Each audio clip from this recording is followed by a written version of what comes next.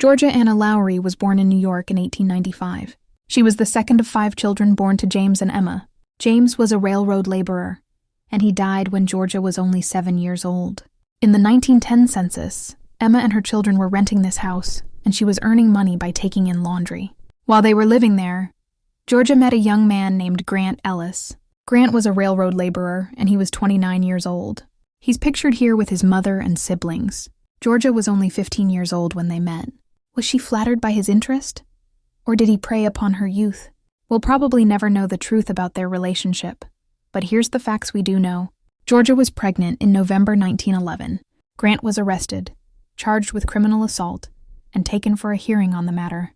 Georgia was at the hearing, and somehow during that afternoon, the charges were dropped, and Grant and Georgia were married by the Justice of the Peace.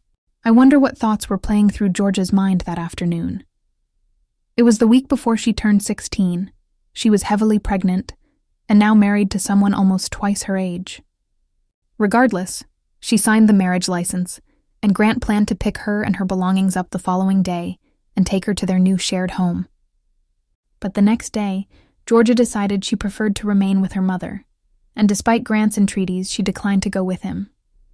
Records over the next few years are fuzzy, but we know Georgia gave birth to a son, Charles, 2 months after the wedding. She also, a year later, had another son with Grant, who they named Henry.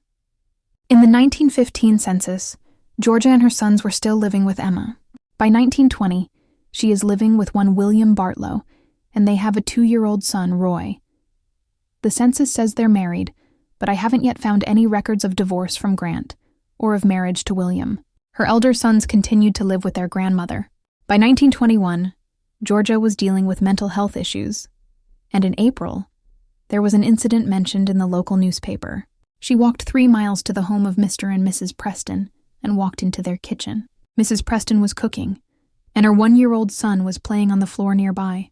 Georgia shouted, "I have come for the baby," and pulled a pistol from her coat, pointing it at Mrs. Preston. She ran off with the baby, hiding in the woods. She was captured several hours later, and the baby was returned to his parents unharmed. At the jail, Georgia was questioned, and she said she thought the baby was hers, and she planned to take him home. The article also noted she was 25 years old and unmarried. A panel determined that she was insane, and she was taken to the state hospital. Georgia spent 30 years there. She died in 1951 at age 55. Georgia's life was far from easy. Thank you for taking a few moments with me today to remember her.